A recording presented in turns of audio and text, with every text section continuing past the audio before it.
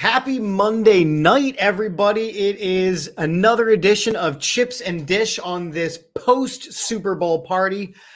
Welcome. We are a part of the All About the Birds network, and we do this every single Monday night. But I am especially excited for our show this evening because I have decided to welcome two of the All About the Birds writers into our studio environment here.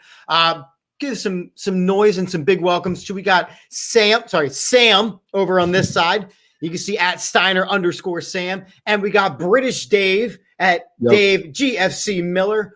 Welcome, gentlemen. What is up? So how's it going, guys? Yeah, how's it going? All good. I agree. It is all good. Adam does not think he likes to say it's Monday, but he is not a fan of the Super Bowl. Adam, we're going to get into that in just a second. We got a lot to talk about with the Super Bowl. We're going to stretch a conversation about the Super Bowl that some deemed it was kind of a dud Super Bowl. But before we do that, I want to give you two gentlemen a chance to introduce yourselves a little bit so that the people get to know you. So, Sam, why don't we start with you? Yeah, I'm Sam. I'm a writer for All About the Birds. Huge Philly sports fan.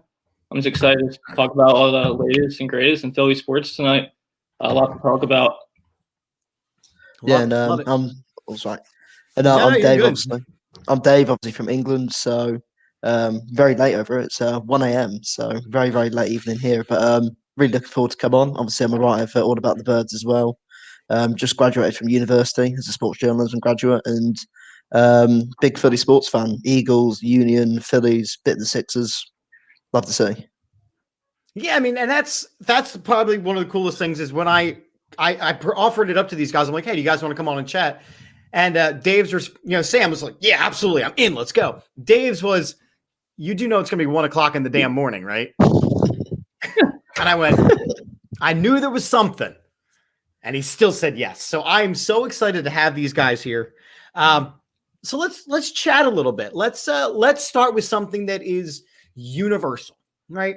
The Super Bowl has become a global sensation.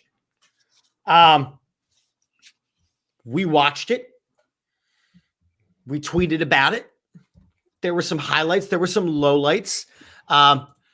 Eli is excited that it's still 8 p.m. here. Yeah, Eli, it is 8 p.m. Dave is the only one dealing with these wonky time zones. So what's going on? Yeah, for me, I looked at the matchup, right? I looked at the matchup 2 weeks ago, and I looked at the injuries that were starting to build up for the Chiefs, and I looked at the way that Tom Brady was playing and the confidence that the players around him were playing with. All About the Birds, the hosts made predictions, and every single one had it at a one-score game, except me. I knew it was going to be a Brady blowout.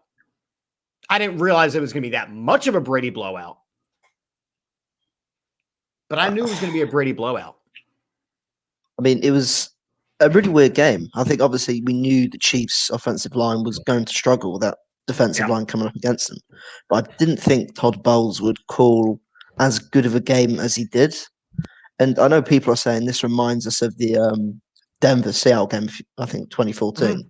Yeah. But I feel this was more like the Carolina-Denver game, I feel. Okay.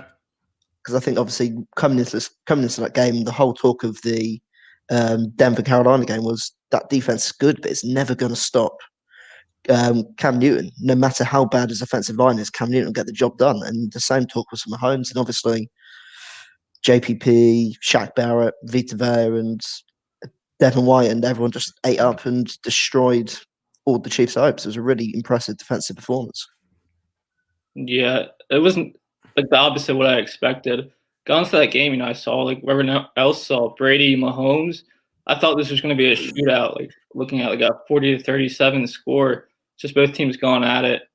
I kind of thought last week like Tampa was going to pull it out just because the Chiefs' offensive line injuries, and that had a bigger effect than I even thought it would to begin with.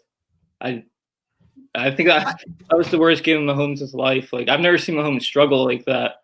I mean, he had no time back there at all.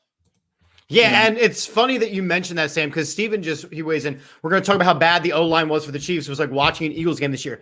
It was one thing that I think really showed is you want to talk about coaching, not just the 5 starters, but coaching the 6th, 7th, 8th, 9th, 10th, 11th, 12th, 13th, 14th lineman you have on the roster. It was clear that Kansas City doesn't do that, right? So we have a guy like Jeff Stoutland who coaches every single lineman, turns Jordan Mailata into a bona fide stud. You lose Eric Fisher on the Chiefs line, and that line, I think my favorite stat of the night, right? So we know the big stats, but I think the most telling stat, and as the other comments roll in, Mahomes looking a lot like Wentz running for his life, except Wentz didn't run around this year. He just missed his first read and got whacked. Kelsey wasn't really shut down. He had 100 yards receiving. Tyreek Hill was shut down. Yeah. The refs, they made a difference, but this was a straight up ass kicking. This was a straight up Tom Brady ass kicking. My favorite stat of the night, and I found this morning, and I wrote it down 3 different times so I didn't forget it. Patrick Mahomes scrambled for 497 yards behind the line of scrimmage before releasing the ball. He ran around for his life for 497 yards before taking hit after hit and making ridiculous throws that should have been caught. That's a huge number. Yeah. I mean, it's ridiculous. I mean, he scrambled more last night than Le'Veon Bell, I think, rushed for the entire season. So I think it puts into perspective. I think so. How bad the offensive line played, but I think it then also puts into perspective how dominant that Tampa Bay D-line is, and the fact they're all going to be back there next year it's not exciting to see. No. I wanted to talk about coaching, but first I want to give my sympathies to Andy Reid and what he's going through with his family right now. Get that off my chest. Absolutely. Yeah, and then I mean, they just looked out coached. I mean, Andy Reid looked like the Andy Reid of the Eagles 10, 15 years ago, just with the play calling, the pass to run ratio. I saw it was 57 called pass plays to 12 called running plays. That can't happen. Jeez. That can't happen. No. And that's such an important point that you just made, Sam, because you talk about a guy like Edwards-Helaire who was really good for them this season. And he didn't get the chances he got. And there were very clear reads, right? When they're pulling 2 to 3 guys with Tyreek Hill down the field on vertical routes, and Kelsey's setting up in the middle of the field, and they've got 2 linebackers on him. They were only rushing 4.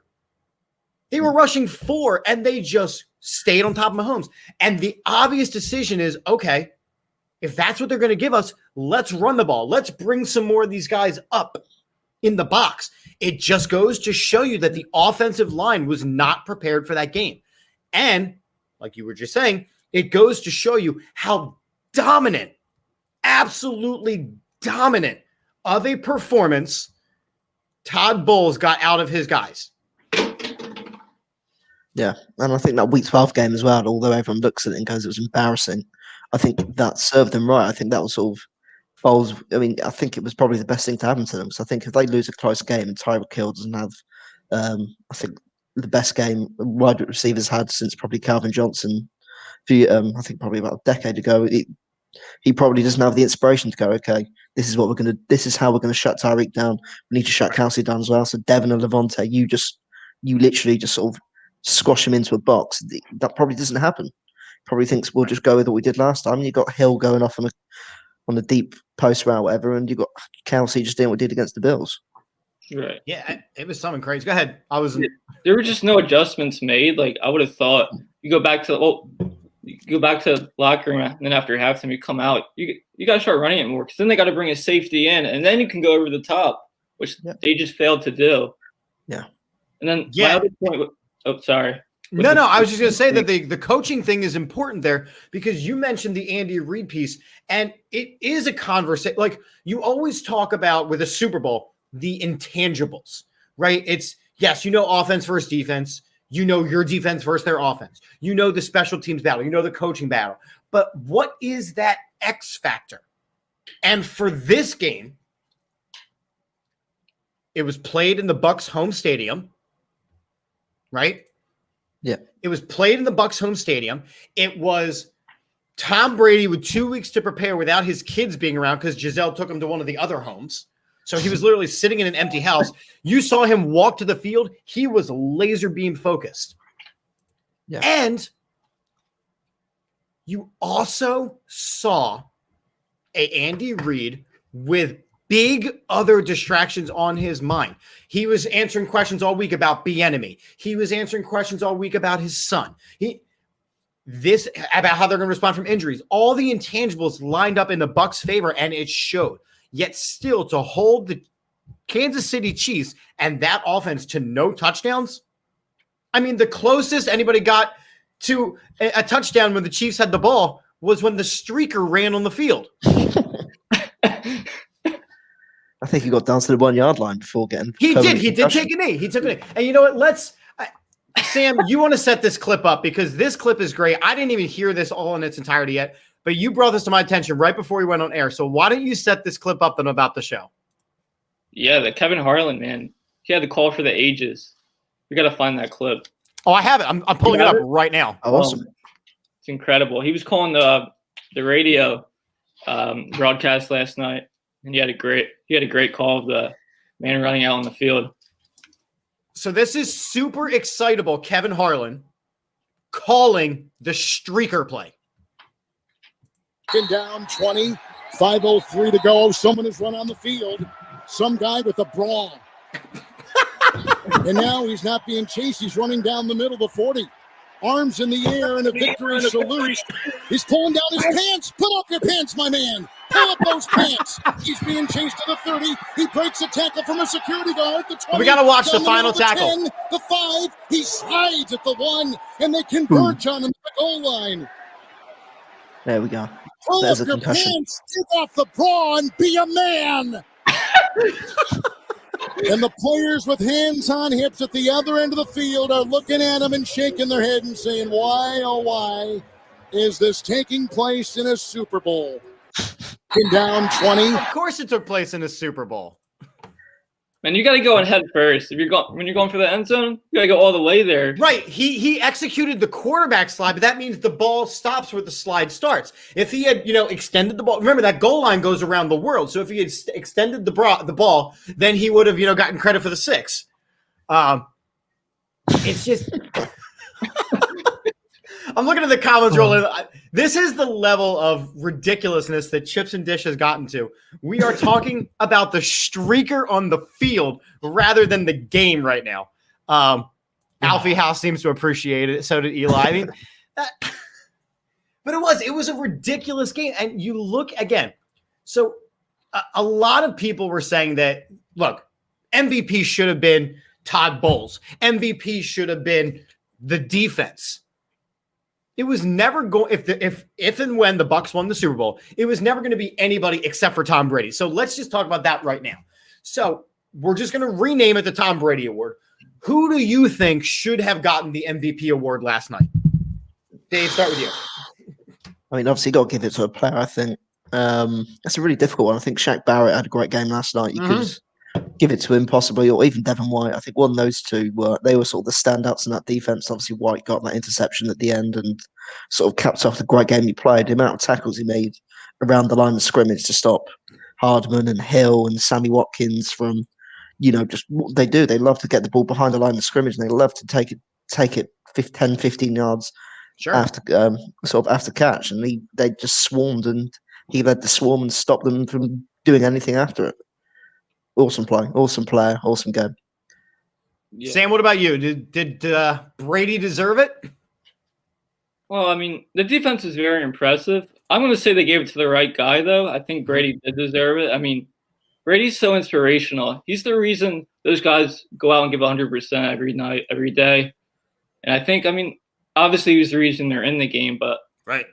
I mean, the game itself, he managed the offense. He didn't make any mistakes.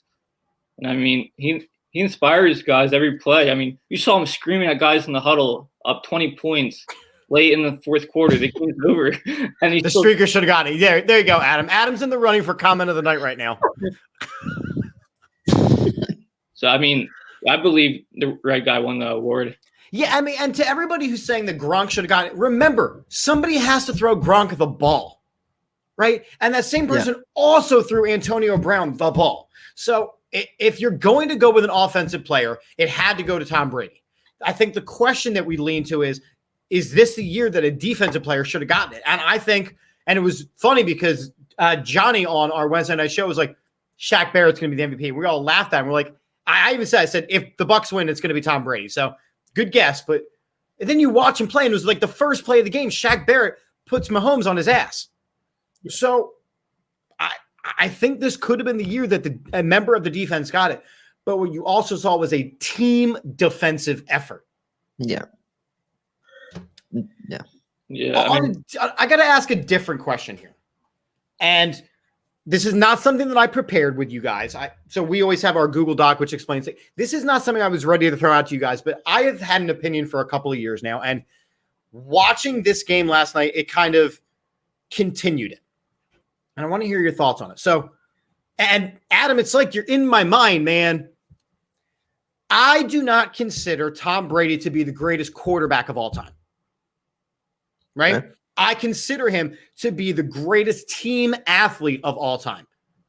Right? Yeah. So a team can win with him.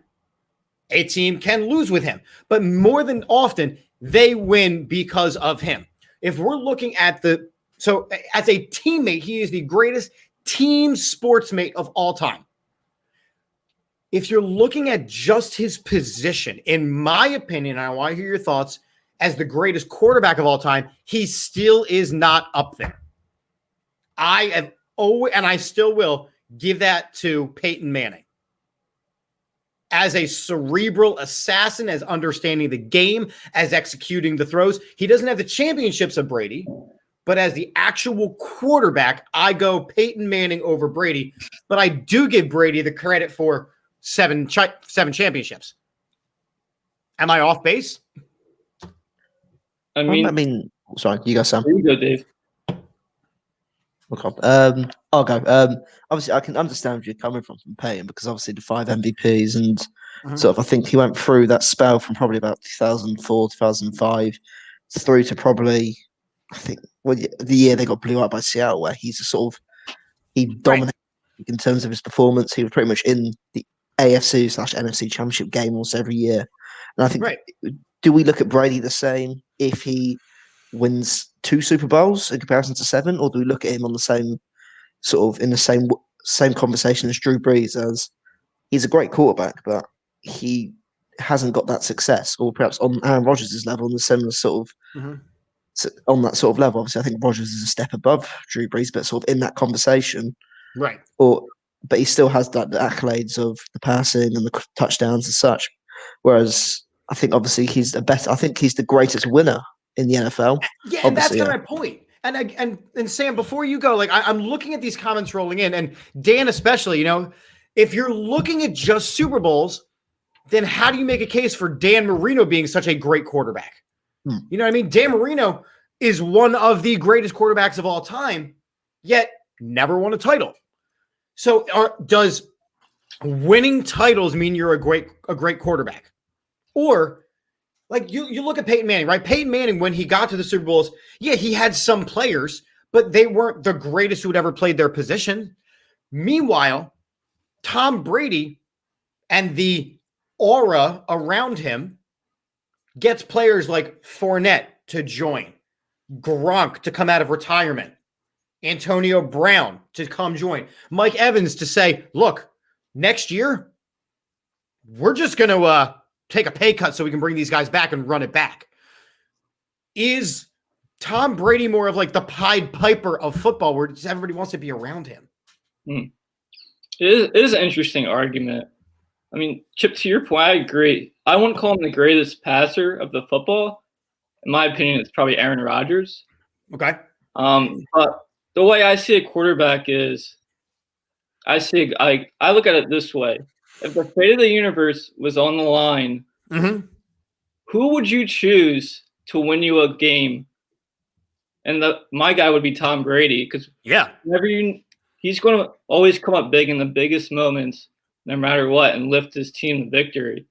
True. And that's I think a quarterback's just more than being a passer. It's being a leader. It's putting a team on its shoulders. It's overcoming adversity, injuries, and just putting your franchise over top. You're like a screw on the field. Yeah, I mean, and you look at, and Adam's saying you got to bring it up, and he's sitting over your shoulder there, Sam. Is that McNabb never won a Super Bowl, and he was a great quarterback for the Eagles? I disagree. He was a great leader for the Eagles. He was not a great quarterback. You look at accuracy when you're talking about quarterbacks. You look at also the leadership, also making the big throw in the games on the line. I don't consider McNabb a great quarterback because he only got to one Super Bowl and lost so many NFC Championship games. But I think he's the greatest quarterback to ever play for the Eagles. Right, I agree. That shows that we don't ever Tom Brady is a historical talent. And Dan's saying Manning is a legend, no doubt, just not the titles. Brady's been fabulous in so many ways and is playing great older. Super Bowl wins is not my point. Playing bad, yes. And that's where it comes to be. Peyton Manning definitely did not play as well as he normally does in his Super Bowls. Tom Brady is just that consistent, I'm going to be successful. And his numbers are right up there with the Breeze numbers. I just think, again, it's always been my opinion. I do not consider Tom Brady to be the greatest quarterback. I consider him to be the greatest football teammate that has ever played the game. I think it's fair. Obviously. I mean, as you said, as Sam said, obviously, if you had one guy on the line to save the universe, he had to score a touchdown on one drive. I would go Tom Brady.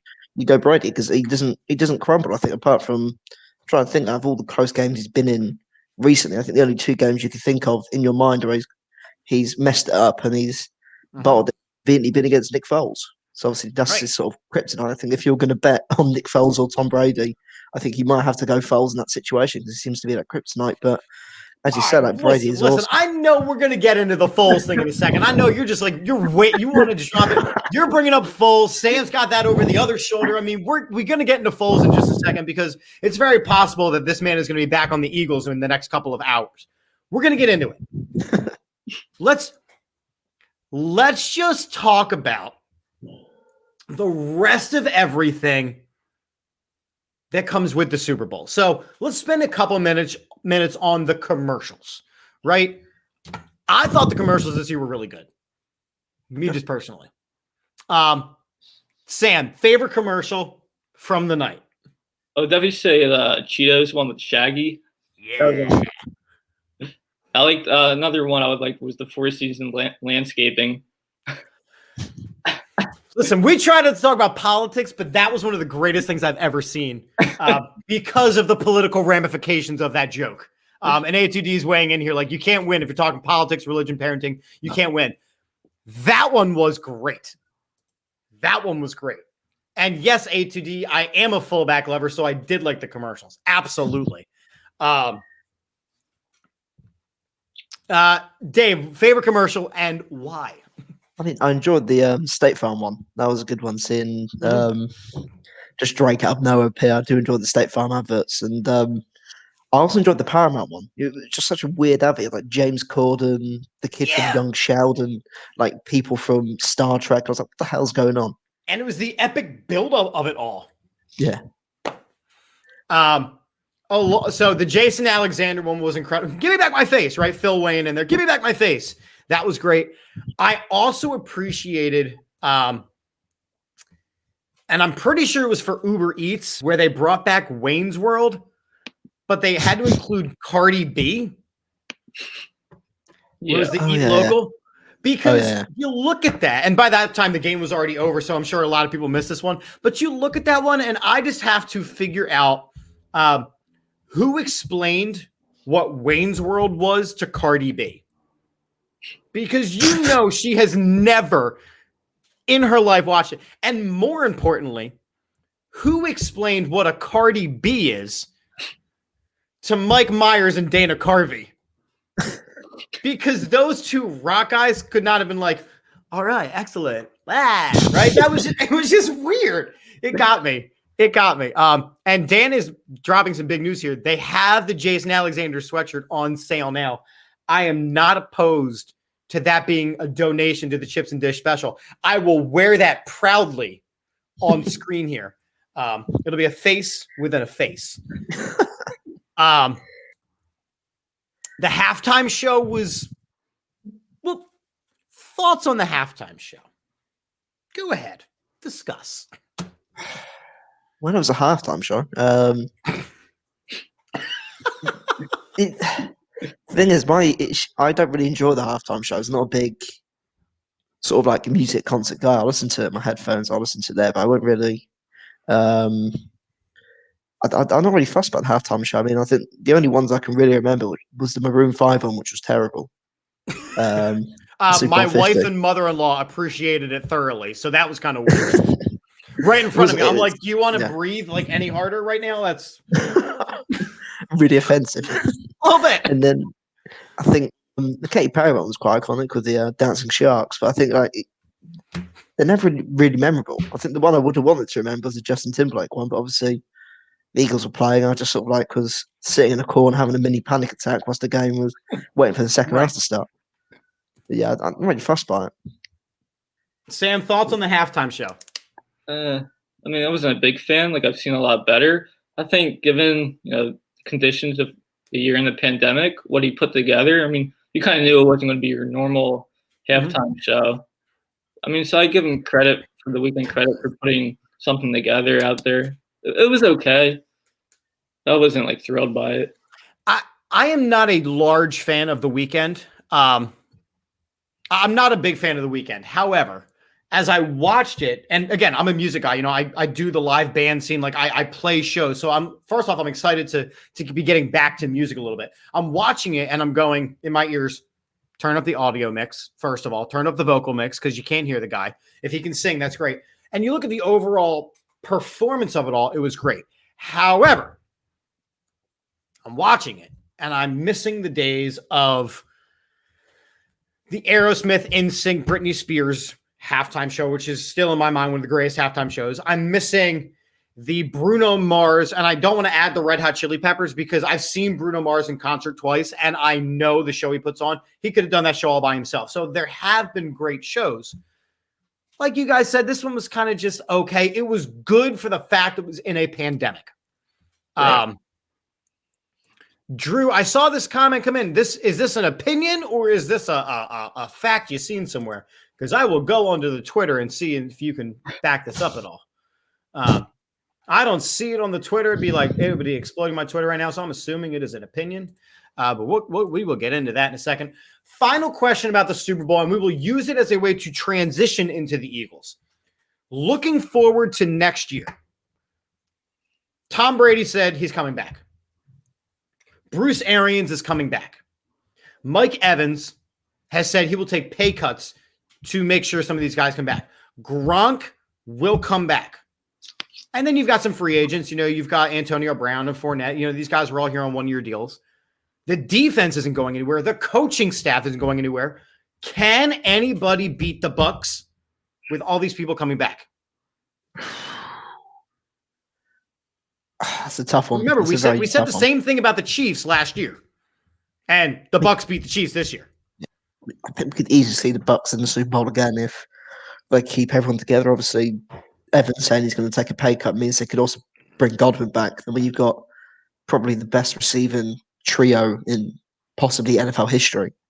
It's hard to not see the Bucs potentially repeating, even if they do play the Chiefs. We saw how much they carved up the Chiefs secondary last night. Imagine that again next year with them all actually getting more chemistry together, actually learning the playbook and developing the playbook to fit to their sort of all their styles. It could be scary. And the fact we're playing the Bucs next year as well. So and the Chiefs, yeah, fantastic. And both of them is not ideal. With the roster, it's probably going to be decimated and filled with draft picks and undrafted free agents. Mm-hmm. Sure. Sam, can anybody beat the Bucs? I mean, I think they have a good chance of going back, no doubt about that. I mean, but with the NFL, you don't see repeats anymore. No. True, and that's a big point.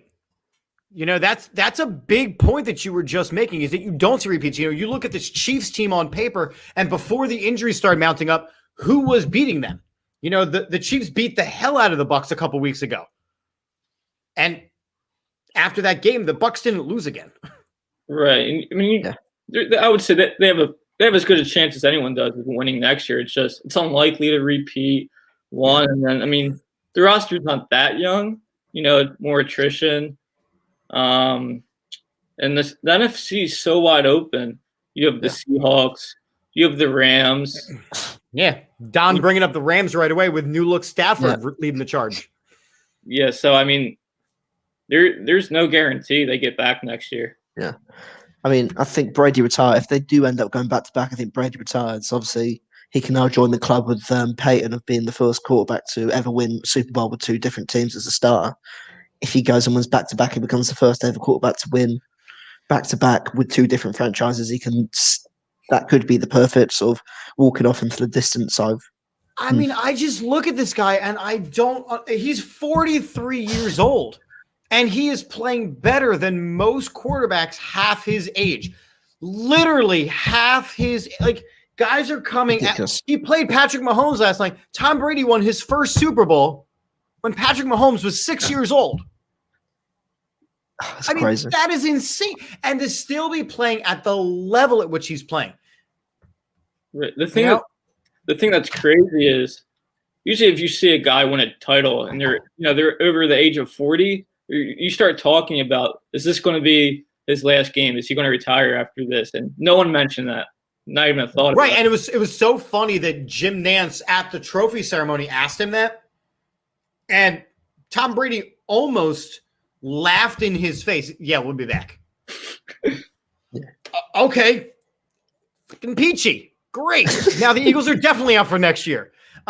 You look at the Rams, you look at some of these other teams, the Saints, Drew's saying that the Saints are like $100 million over the cap. Yeah. The Saints aren't going to be in contention next year unless Drew Brees robot rebuilds his arm.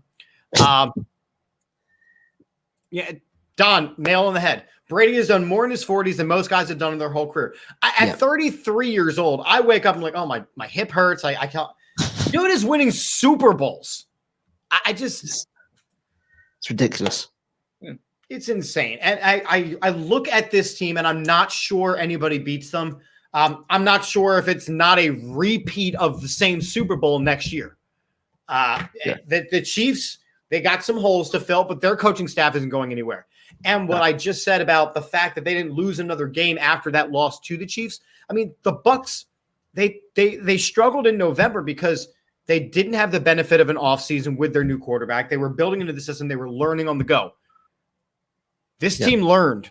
They're going at 100 miles per hour now. They're good. Crazy. Do the Bucs go undefeated? I mean, that's who beats them even in the regular season. I mean, obviously, we almost saw the Chiefs. I think if we almost saw the Chiefs go 16-0 last year, I think if Mahomes beats the Raiders the first time around, I think they go for 16-0 this year. And I think, as the big stat was heading into the game, it was Mahomes is 25-1 in his last 26 games. Could the Bucks do something similar? I think they could really end up perhaps coming into the Super Bowl. They could end up being like 28-1 or something around that. Talking those college level runs, right, where teams don't lose games for 2-3 seasons at a time. Yeah, I'm looking at this coming. I'm not taking that bet. I'm sparking conversation. Somebody will beat them. I'm just sparking up conversation. It's on the table. It's on the table. I might make a $5 wager at the beginning of the season if I learn how to bet, because that is not my forte. I think as well. I think looking at Brady as well, coming to Tampa Bay and sort of, he's been allowed to loosen up. He's allowed to become human. I think. Don't know if it's for you. It's the same for you guys, but Brady has become likable. I actually like Brady now he's away from the Patriots. I think he's allowed to be himself. The fact he's not on the dynasty anymore makes him more likable as well, I feel. Don't know if that's the same for you guys or. My wife said the same thing, is that she actually likes Tom Brady a little bit now. Like, he's a human. So it turns out that it's not Tom Brady that we hated. It was Tom Brady, the Patriot, that we hated, which leads into we just hate Bill Belichick. Yeah, I agree. I mean, I think every time I've learned to appreciate Brady just for his greatness. I mean, I hated Brady growing up. I mean, I saw him be my in the Super Bowl, but I mean, it's been crazy watching him turn 40 and, you know, he's still winning. He's still doing it year after year after year. You just come to appreciate it, because you might never see this happen again. We won't.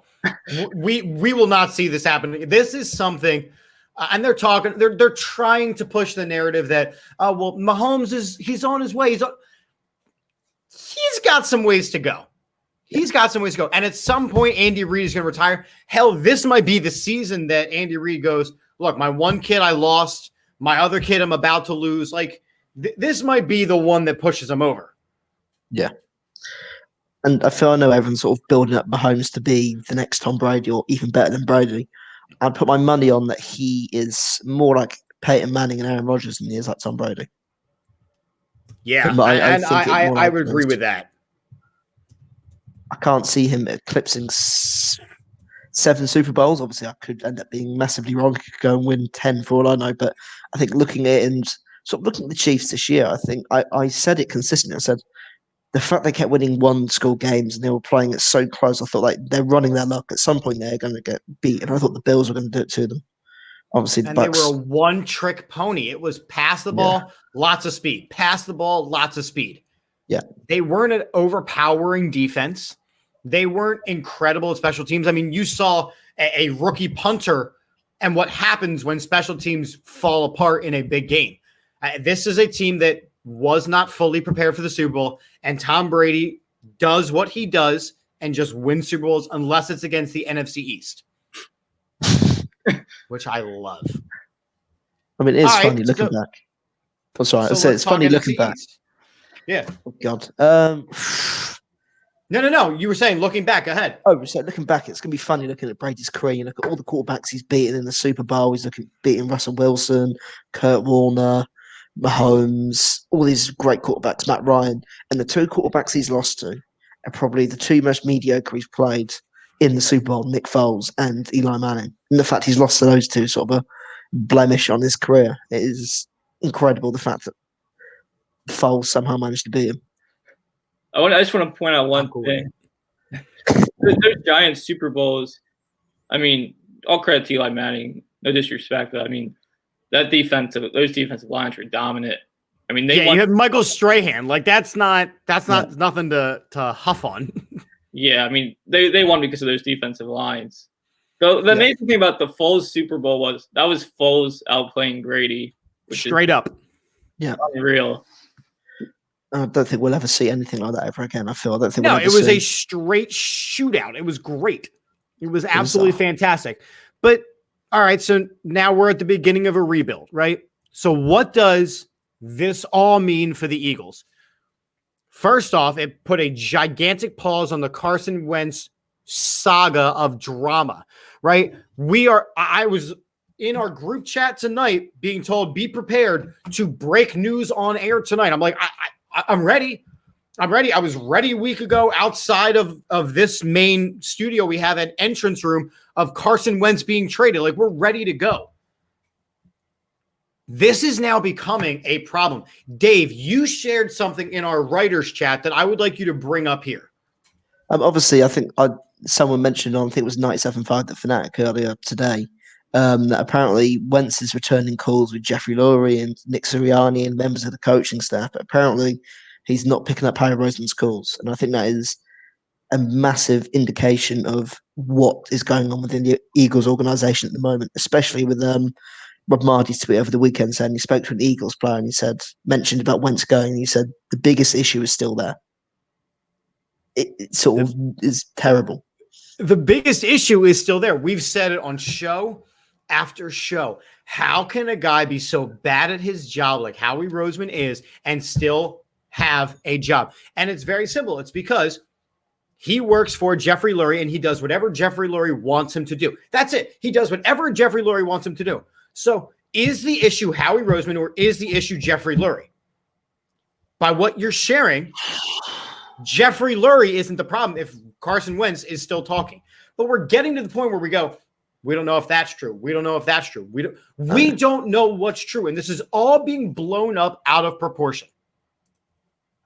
Yeah, it's a really bad situation. I think only the Cardinals, only their own. I think that Steve Keim is the only other GM to have been able to hire his third head coach or outlive 3 head coaches during his reign as GM.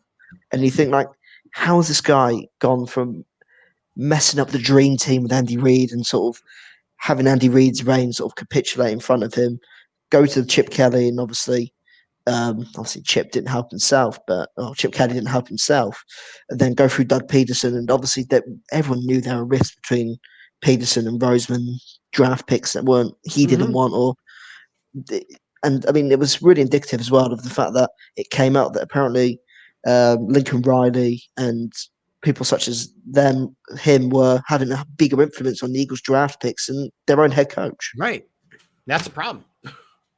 It just doesn't. It's not a good look for the organization, obviously, and it puts people off wanting to come. Obviously, I did the article about sort of what's going on within the Eagles organization and how it's sort of been a long running theme over the last decade of since Roseman's been here.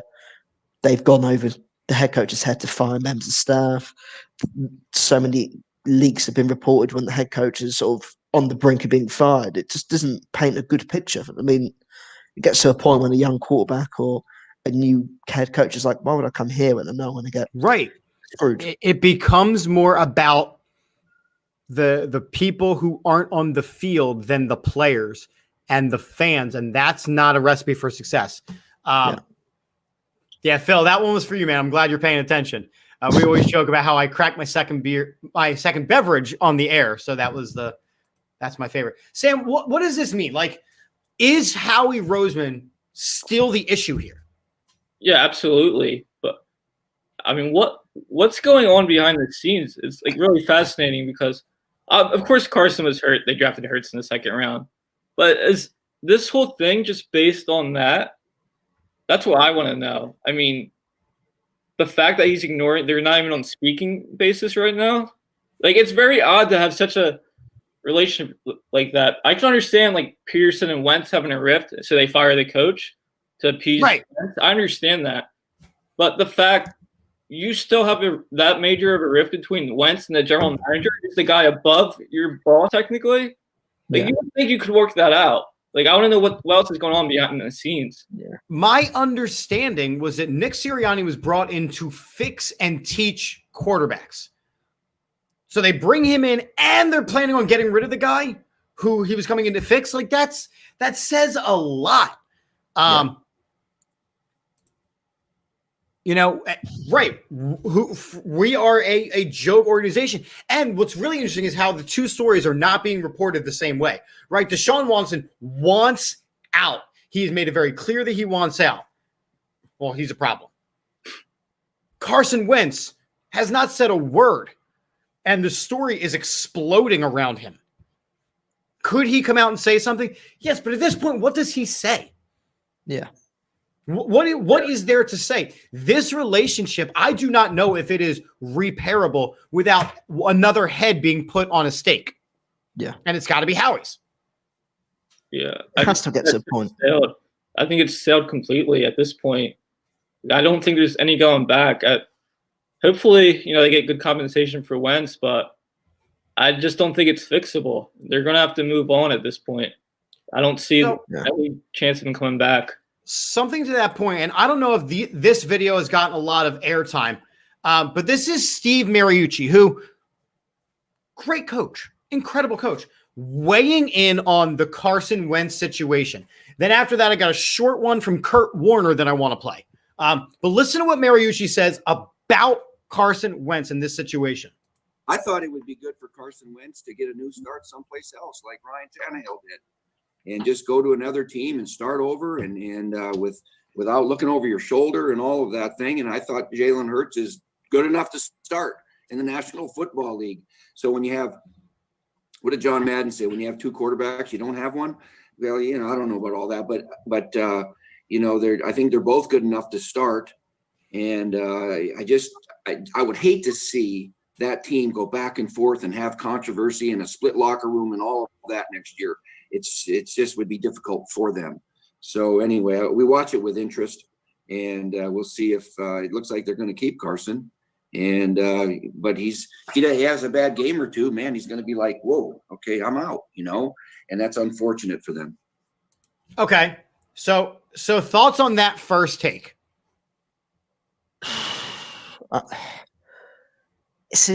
Mind you, before I say this, this is from February 5th, so a lot has possibly changed since then.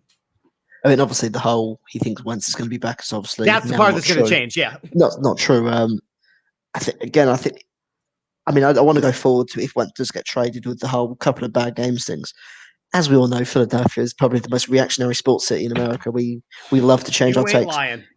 You tell me that if Jalen Hurts in his second year, his first proper season, he didn't have a training camp, didn't have a proper sort of rookie training camp to get adjusted to things. You tell me with a half full stadium, Jalen Hurts has a poor game.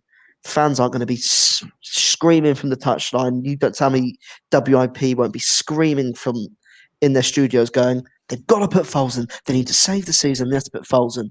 And it sort of speaks volumes there as well. So Wentz essentially was on borrowed time if he came back anyway. I think it's a good idea. Obviously, I love Wentz, and people that know me know I was a massive fan. I was all in. It's sad to see him go, but he was on borrowed time. It was just going to cause more controversy if he did come back. And I think obviously rolling with one guy and going, he's going to be our starter. If we go 3-13, he plays badly sometimes. Who cares? He's our starter. We know he's going to be our guy. But I think Mariucci had the right idea of Wentz has to go off and sort of rebuild his career. He might need a fresh start. Yeah. And that could have been the Sirianni thing. Go ahead, Sam. Your thoughts on the Mariucci clip we just played? Yeah, I agree. I mean, at this point, I think he just needs a fresh start in a new city. I just don't think there's any fixing it here. Even if you were to convince him to stay, he's not going to be happy. He's not going to be motivated. It's just not. It's not worth it at this point. You got to move on. I agree. Look, I love Carson Wentz, and half the city is still in the Wentz. Is on the Wentz wagon. And if he stays, I hope that he has a lot of success. And if he goes to a new place, I hope he has a lot of success. He is not the problem here. He is not the problem here. But because of the problem here, this is now a situation that I don't know if it's fixable. And maybe he does need to go somewhere like Ryan Tannehill. Ryan Tannehill was terrible in Miami. Goes to a team that highlights his strengths, right? That has an incredibly established ground game. And what? Tannehill only needs to actually make 10 to 15 throws a game. Tannehill looks like an all-pro. Maybe that's what Carson needs right now. Yeah. And you look at some of the pieces happening around him with Press Taylor going to Indianapolis. That's a potential trading move. You look at DeFilippo being promoted to the passing game coordinator of the Chicago Bears. That's a potential move. You can see these things lining up if the Carson Wentz trade does happen. But the fact of the matter is that, like Eli's saying, it's that Howie's the problem. Howie is the problem. Yeah. And I think Also, go back to Howie, as he said. Yeah, go ahead. He needs to be held accountable. Obviously, we've seen those reports. He's been mollycoddled by the organisation. Everyone mollycoddles him. They refuse to let him. They refuse to criticise him, and that comes back to the top. If your owner and GM are sort of sat there going, it comes back to them. If it's them two that are probably leading sort of the mollycoddling. Do you know what I mean? They're the guys that sort of feed back down to Doug and whoever else is on the offense. They're sort of saying they're the guys that sort of put the big message across of mollycoddling, make sure he doesn't feel like he's at fault for everything, make sure he's not held accountable for everything. And it gets to a point as his ego gets too big for himself. You go 5 years in a place and you're seen as the king. You don't get you never do anything wrong. I mean, you never do anything wrong. It gets to a stage of sort of like when you do get held accountable, it's like you check your toys out of the pram. Screw this! I'm going to go somewhere where they'll treat me like a king again. It gets to a point. It's like a spoiled child. And there is that level of mentally needing to be loved by Carson Wentz. Again, big name in a small pond. So we knew that was an issue. It's just he comes to a very difficult city like Philadelphia, and he's not prepared for it. He didn't play in a major college environment. So this is not something that he's used to. One more clip that I want to share. And it's from a guy, I didn't pause it at the right screen, but that's Kurt Warner. Mid-eye blink, so that's a typical chip picture face. But he's weighing in on what Carson Wentz's deficiencies are. Again, probably hasn't gotten played a lot, but I want to play this out. I think there's some deficiencies in different areas. I've kind of documented it a little bit on certain things over the last couple of years, that there's some technique deficiencies that I think really hurt him and hurt his consistency as a thrower. I think there's some deficiencies in what he's seeing on the field, where his eyes are going. And I think there's some. Right. So Kurt Warner played quarterback in this league. And we've seen so many photos at this point of where does Jalen Hurts keep the ball? High and tight. Where does Carson Wentz go? He goes with a big loop. These are things that are fixable if he allows himself to be coached. That's where we're starting to see the struggles here. Is he going to allow himself to be coached? I think in the right environment, he will. I think he's very fixable. I think he had a horrible year, I think, for multiple reasons. Mentally, I mean, you get in the right environment, you get the right coaching staff around him, the talent around him, a stable offensive line. I still think his career is salvageable. I see him as a very talented guy.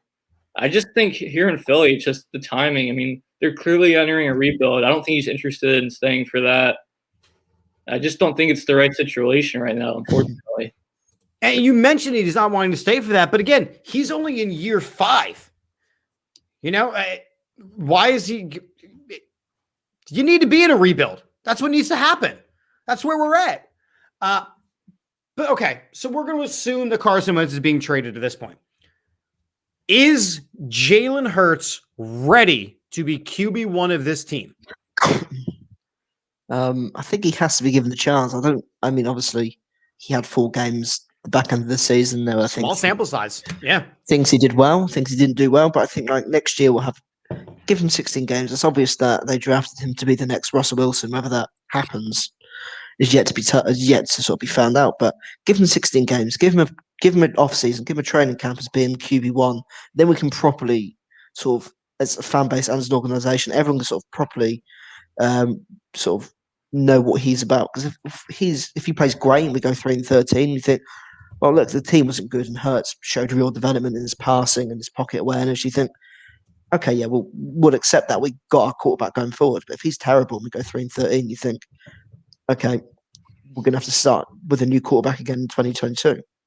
I think this is a year where the direction of this organization will be decided, whether we're going to go with Hurts or there will be another guy coming in, whether it's Edinger or Spencer Rattler or whatever. Howell, we'll find out at some point. Right. Yeah, I saw enough from Hurts last year to give him the starting job week 1. I'm not giving him the franchise yet. I'm not giving him that trust that we gave Carson. And Carson was a number 2 overall pick. Hurts was a 2nd round pick, so it's a little different. Hurts is going to have a little bit of a shorter leash. But I definitely saw enough where I think Hurts can be a successful starting quarterback in this league. Yeah. You just see how, he plays in 2021 and go from there. I think what needs to be discussed, and, you've heard how we say it enough. What is the vision for this team, right? And not Howie, I'm sorry, Jeffrey Lurie. I just assume that he's speaking for Howie. What is the vision for this team in 2021? Well, according to the owner of the Philadelphia Eagles, this year is a rebuild year. Now, if this year was a competing year, no, Jalen Hurts is not ready to be QB1. Jalen Hurts is not in the realm of Mahomes and Rodgers and Brady, even Josh Allen, the quarterbacks who are up at that echelon. No, this is not a competitive championship level quarterback yet. This is a rebuild year, according to the owner of the Philadelphia Eagles. Is Jalen Hurts good enough to start 17 games for the Philadelphia Eagles of a rebuilding franchise? Yes. Yeah. Because it's a development thing. Are we willing to develop with him? Yes. And that's actually why Carson Wentz trade makes more sense. Carson Wentz has elite talent. He has shown that in the NFL. Is he currently at an elite level? No. But he still thinks he is, which means he expects the players around him to be competing for a championship next year, and that's not where this franchise is. That's where you tend to lean more towards moving Carson Wentz on. And a lot of names have been thrown around, Again, Sam, I'm looking over your shoulder. See what we did there? I'm like Carson Wentz looking over your shoulder to see a Nick Foles jersey. Oh, see, there you go. There's a chips and disconnection right there. No, Nick Foles better not be back in Eagles Midnight Green next season. Are we all on the same page with that at least? Yeah. That would be a massive mistake. It would be frustrating to see Howie go ahead and do that, just because it's like Howie's not learning from his own mistakes. You went ahead and drafted a quarterback in the second round after giving Wentz that huge contract, which for whatever reason, we don't know why the draft pick was made, whatever. But if you want to convince us that you drafted Hurts to be the franchise quarterback, you can't trade for Foles and have him in that locker room looking, and Hurts is going to be looking over his shoulder. Now, I do think that Jalen Hurts is a mentally tougher than Carson Wentz. He had to deal with it with Tua in Alabama. He was like, okay, I got pulled at the halftime of the championship game. I'm going to stay another year. Okay, this is Tua's team. I'm going to go. Jalen Hurts is a little tougher. The problem is us, the fans. Yeah. If Nick Foles is back in Kelly Green, every single time Jalen Hurts doesn't play well, we are going to want the lore and the folktale that is Nick Foles to come in and save the day. And look, why can't we just say, Nick Foles, thank you for the Lombardi. Please don't ever come back until it's time to retire your number here. Doug Peterson, thank you for the Lombardi. Please get the hell out of this town. You know what I mean? I don't want him back for the very simple reason of us as fans won't be able to handle it. They look at Nick Foles as the savior. And I don't, if it's going to be Wentz, then Nick Foles can't come back. If it's going to be Jalen Hurts, Nick Foles could come back, but I don't necessarily want to see it. No. I think it's how he's sort of hanging on to 2017 still. We're looking at it as if, well, we're going to have our starting quarterback coming into his second year again. If he does get hurt or if something does happen, perhaps Foles can lead us to a Super Bowl again. We're going to be underdogs again like 2017. Is that perhaps looking into his mind as well? Hey, you're living into the past. You're doing it. You're already buying into the Foles narrative. You're like, well, if he comes back and Jalen Hurt. Oh, no, don't get me wrong. It's a bad idea. It's a bad idea. But could that be how he's thinking towards it? Well, I think it is. I think if you look at Howie Roseman's logic, it's, oh man, everyone's really mad at me because I'm going to have to get rid of Carson Wentz, and I got rid of Doug Peterson, and they were a part of the Super Bowl roster. And, I keep bringing back Jason Peters, and nobody likes that move. And I brought back Deshaun Jackson, and nobody likes that move. And I'm going to have to get rid of Zach Ertz, and nobody likes that move. But they really like Nick Foles, so maybe people will like me.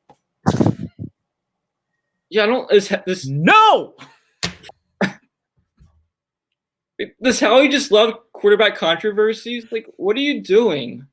I saw somebody tweet something, and I forget who it was, but I'm going to share it. Somebody said, if we bring back Nick Foles again, does that count as a second quarterback factory recall? And that was great. I'm like, that's fantastic. That's fantastic. Sam, finish your point. I'm sorry. I just want to make that joke. No, I don't really get his thinking. I mean, I see what you're saying. If he's thinking as a fan, oh, yeah, fans will love having Foles back, but just as an organizational decision, I don't see how you can make that move if you want what's best for Jalen Hurts. Because going to 2021, basically, I see it. You're gonna evaluate Hurts off this season, whether he can be your actual franchise quarterback, or the team's just going to suffer and you go 4-12 or whatever, and we draft in the top 5 again, and then you draft a quarterback. And that was my question, because we have the number 6 pick in the draft. If Carson Wentz is gone, if Jalen Hurts isn't the future of this team, you have a new head coach, and you'd like to tie head coaches to quarterbacks. Is the number 6 pick in a draft going to be a quarterback? I don't think so. No. I don't either. But again, if Howie's making the pick, he's a quarterback factory foreman. So, I mean, if another quarterback's taken, I think there's a big possibility there could be a riot. I think fans it could happen. I think it'll get to a point, I think, where fans will give up. And I think for Howie to go in general, I think it would either Louis has to see money coming out of his pockets, or it's going to have to be every Sunday. Eagles fans are going to have to be screaming abuse at the man to get rid of him if he takes quarterback at 6 next season. It would be absolute insanity. It would be insanity. Yeah. And again, I look at that pick, and I've said for weeks now, I think they trade back. I think they trade back for as many picks as possible. There is just too many holes on this team. But this is the quarterback night. Do they take a quarterback at 6? I swear to God, they better not. Maybe they do. It would be chaos. It would be utter chaos if they did. And again, it would be we're trading Wentz away. We're going back 5 years by trading back, taking 5 years back by trading Wentz away. We'll probably be going another 2 years back if we draft another quarterback, because then you've got Hurts sat on the roster with a first-round pick, and sort of is how he's thinking of, we'll let them battle it out, when whoever loses will trade. It doesn't. There's no logic behind it. There's no logic behind it. All right, listen. It is 2:00 in the morning, England time. I want to be respectful of your time. So we're going to shift gears a little bit. We're going to shift gears to some basketball because the 76ers are in first place. Big. But are they? So let's have this conversation, right? So we're going to talk about the Philadelphia 76ers.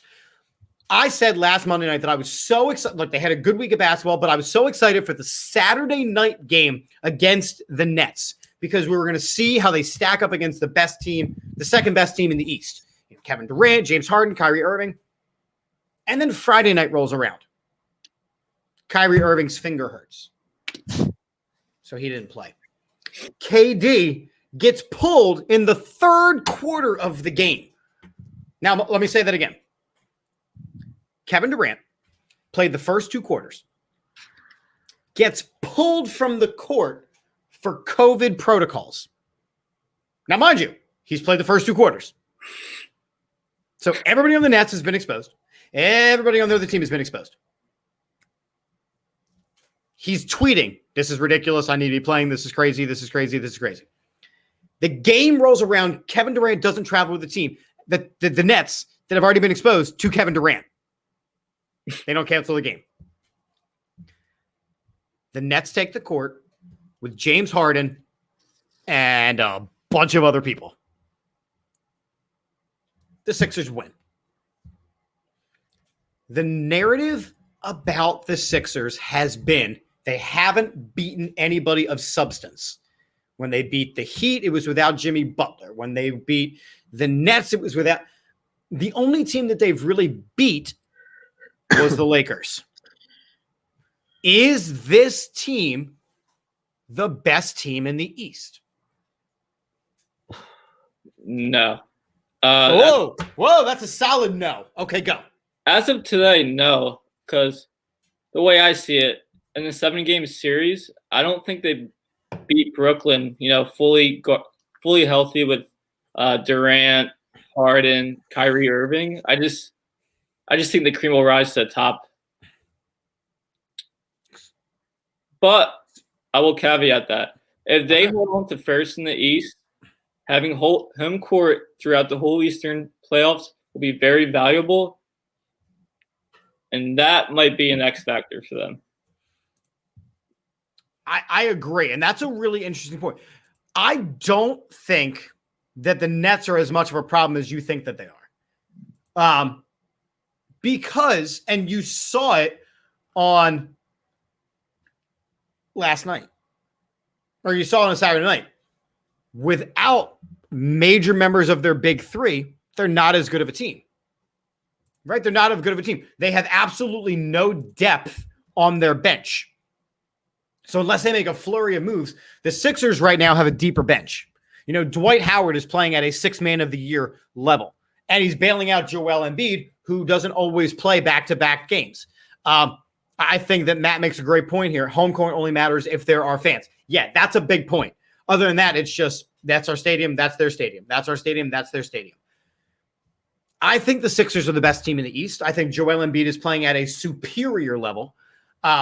I think if the other pieces around, if Ben Simmons continues to play well, if Tobias Harris plays at the level at which we're paying him, if Danny Green and Seth Curry can continue making three-pointer, I think this team can go to the finals.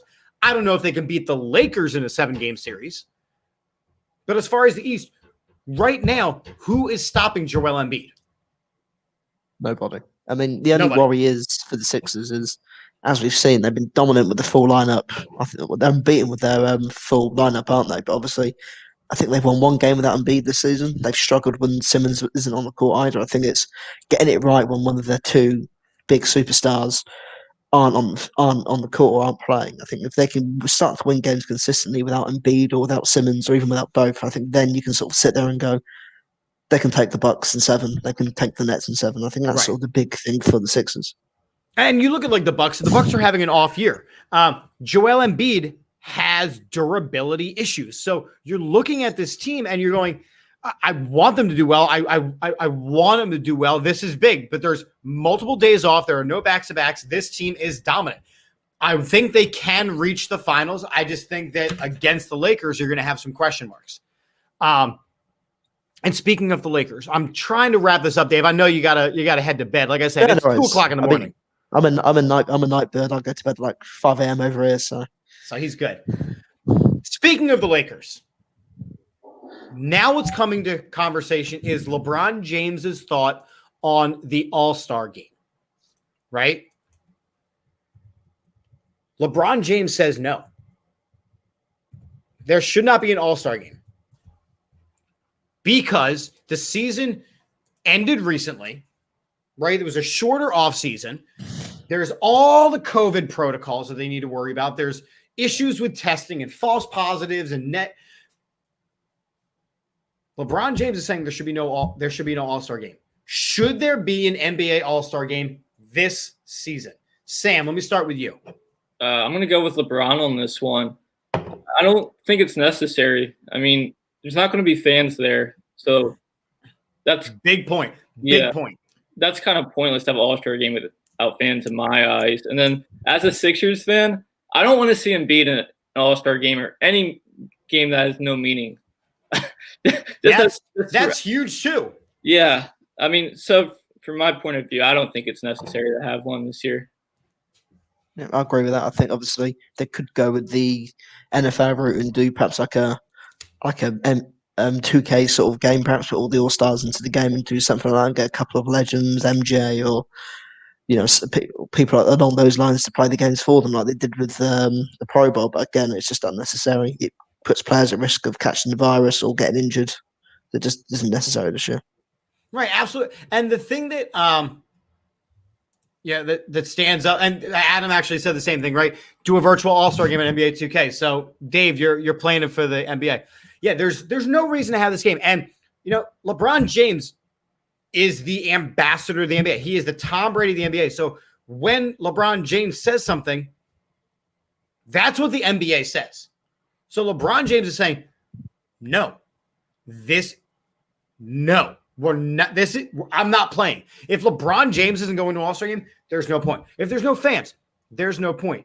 And the one thing that you said that I thought was really interesting, Sam, is you don't want Joel Embiid to play unnecessary minutes. No. Gone are the days when our All-Star was Allen Iverson, who had the ability to play through that wear and tear. Joel Embiid, every single game when he bangs a knee or he sends a finger to the totally opposite direction of his hand, we all go, oh shit, there's the season. Pretty much. I don't want him on the court. I mean, I almost had a heart attack the other night. I thought he tore his ACL or something. Right, so do I. Rich, I will not leave Joel Embiid alone. I love Joel Embiid. I want to see him hoist an NBA title trophy, Rich. Rich was on last week. He's the co-host of Drunk on Broad. I'm going to be hanging out with him next week. But yeah, I don't think an NBA All-Star game is necessary this year. I disagree with this point. I love the NBA All-Star game. I love the NBA All-Star game, and it's the only one I watch out of the four main. I don't watch the NHL All-Star game. I have no idea how they even play anymore. I think they do like World versus USA or some shenanigans like that. Major League Baseball All-Star game I haven't watched since they decided to let it end in a tie. But I watched the Home Run Derby. I watch the NHL skills competition. I watch All-Star Saturday Night for basketball. I miss the days of the NFL Skills Challenge where they have the quarterbacks running through the gauntlet with a painted ball and they threw it as far as they could and the things move. Like that's the NFL quarterback club days, and Carson Palmer fell on his ass. That's great. I like the NBA All-Star game. I just don't think that this year they don't need it this year. Yeah, there's too much at stake. That's actually my favorite event too of all the sports for the All-Stars. Mm-hmm. I mean, I find the Pro Bowl like horrendous to watch. Oh, it's bad. Yeah, I mean the All-Star game's cool. You have the dunk contest. That's always entertaining. I love the dunk contest. Yeah, I love the 3-point shootout. Like I think that's awesome. But yeah, I just don't think it's really necessary this year with the pandemic and everything. This year, again, you're talking about such an abbreviated offseason. You're talking about a very shortened offseason. Give these guys a break. And don't put the biggest names all in one location where if COVID goes in there, it's going to rip through the stars of the NBA. It would be a real life Space Jam situation. And I just realized that was a terrible, terrible joke, and I apologize. But come on now. Don't do it. Don't do it. Doesn't make any sense. This doesn't make sense. Well, especially mid-season as well. Who does an All-Star game mid-season? It just doesn't. All the sports except for football. Really? Yeah, Midsummer Shows how much Classic. I pay attention. Sorry, so that's baseball. Midsummer's Classic is baseball. We have to remember that British Dave is from England, so baseball is the. All right, so let me ask you this, and we'll segue into our last topic. How much do you get invested with baseball, Dave? I'm more invested with baseball than with basketball. I think I'm. Okay. A couple of years, I don't know why. A couple of years ago, I watched a few of the Phillies games, and it was okay. I think this season towards sort of the final stretch, 30, 35 games, I sort of became more invested in it. I watched most of the games, and obviously it was an ugly view for the Phillies. Yeah, but it wasn't. I think, I don't know why. I think it's just calm to sit down. It's a nice paced game. Obviously, with basketball, one end. I don't know. It's a weird. Don't know why. Don't know why. Well, Sam, we're going into baseball season. The trucks left for Clearwater today. Number one, with all the COVID stuff going on, baseball still wants to hold full season with fans. Are they wrong? Are they right? Is baseball doing this entirely wrong again? Yeah, I think that's a little ambitious. I think maybe by the end of the season, that's a possibility. I mean, who knows? But I don't think baseball has like a clear plan, and it's frustrating. No, they're arguing every day. Like the Florida baseball leagues, right? For all the spring training, they're saying, all right, well, we're gonna switch it to these divisions, and any ticket refunds is on the team. Oh, okay. Arizona is like, do not come here for spring training. We are having a COVID epidemic. And baseball is like, we'll see you in Arizona. I'm like, you sons of bitches. I want baseball. I want football. I want basketball. I want common sense. You know, and I'm an umpire for baseball. So I've seen baseball done successfully. But again, I took every precaution I needed to. And when I saw teams not taking precaution, I didn't go and ump those games. You know, part of my opening meeting was, you guys know your COVID rules. I have hand sanitizer in my pouches. I have a mask. I have a shield. I'm good. Make sure your boys are clean. If they start touching their face, they're coming off the field. Like, we're not playing in this game. Baseball, I don't think has those rules.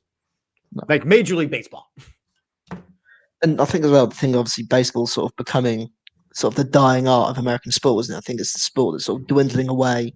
Yeah. Despite all the money, it's dwindling away. Is this sort of their attempt of sort of being like, oh, look at us. We're the sport that's going to be for the fans. We're going to allow everyone to come in. You can't watch the NFL, can't watch baseball instead. I think that's sort of perhaps their last sort of final attempt to sort of reach out to people. Exactly. And baseball is, of the four major sports, the slowest moving game. But it's America's pastime. Now, some of the things that I think that they brought in, like starting the runner at second base past the 10th inning, I like that rule. You know, we don't need to have games that go into the 20th inning. Stop it. That's 2 games. Stop. Like they're trying to keep up with it. I just don't think entering them into a COVID hotspot is staying relevant. No. Like, oh, we got the virus too. Well, I mean, we saw. No, sorry, you go, Sam. No, well, Don's weighing in here. Don is a baseball purist. He hates some of the baseball changes. Sorry, Don, I'm the young guy. I like it. Yeah, I mean, and like I used to love baseball, and like I want to be excited for baseball, but I just find this MLB just so frustrating. Like I love some of the rule changes last year with the DH and the NL, the expanded playoffs, and now you're going back to before, no DH, no expanded playoffs, but then in 2022 you want to go back to it. It makes no sense to me. No. Like, a lot of things about baseball don't make sense, and we went into this last week, like nobody being inducted into the Hall of Fame, like nobody allowing Pete Rose to get into the Hall of Fame, yet the Houston Astros get to keep their title. It's come on. And there's actually a debate going on in the comments right now, because as soon as you mention universal DH, Adam asked the question, do you like the designated hitter? Don, I like the universal DH. Matt, no, I don't like the DH. This is why nothing changes in baseball. If there's arguments, they just go, okay, the American League will use the DH. The National League will not. Let's see what happens in November for the World Series. Yeah. Pick a rule. It's baffling. It's baffling. Gentlemen, I want to wrap this up. I really appreciate Dave and Sam coming on. Is there anything? We'll start with Sam. Is there anything you want to share or pose a question? You host for a couple minutes. You talk about whatever you'd like, and then we'll go and do the same thing with Dave. Okay. I want to go back to the Sixers for a second. Yes, let's do it. I said as of today, was it February 8th? Yes. I believe the Sixers are the best team in the East. But are you in for a Bradley Beal trade? No. No? Because I'll tell you why. Well, go ahead. Tell me what you believe. I believe if you trade Ben, let's say we trade Ben, Thibault, whatever draft picks you got thrown there. You get Beal here, I think it puts you over the top in the East. Beal, Embiid, Tobias, Curry. Is Curry your sixth man? So here's my reason I say absolutely hell no to the proposed trade that you just made. You trade away Ben Simmons and Matisse Thybulle. You are trading away the defensive superstars on this roster for Bradley Beal, who is a scorer, but then you are following into the same problems that the Nets have, which is you're going to score 145, but you're going to give up 149. Bradley Beal, I do not believe at this point in his career is a good fit here. And I showed last week a video of a guy who wants out of Washington, but he showed it visibly on the court. Part of what's working with Doc Rivers right now is everybody is buying into his system. I don't need another alpha male superstar when that's what Joel Embiid is. This is a team built around Joel Embiid right now. And every piece around him facilitates through him and is having success through him. You bring Bradley Beal in and you split what you want this team to be. Yeah. Okay. No, that's my reason on a no for that. Yeah, I agree with Chip. I think, as you said, they become the Nets. Essentially, you take away your defensive superstars, just sort of relying on Embiid to sort of carry the defensive load, whilst also carrying that scoring load and offensive load as well. And I think it will get to a point where it will blow back up in their faces, or as Chip said, you end up scoring 145 points, but you end up giving up 150 against a team, as we've seen the Nets losing to poor teams like Washington and such. And I think and as well, because my brother, who is a Sixers fan, has literally got a Simmons jersey the day before Harden got traded. So right. I was sort of like, I really hope Simmons does stay. So I mean, on a selfish point, I do hope he stays personally. So in that sense as well. I mean, Sam, it's a reasonable question.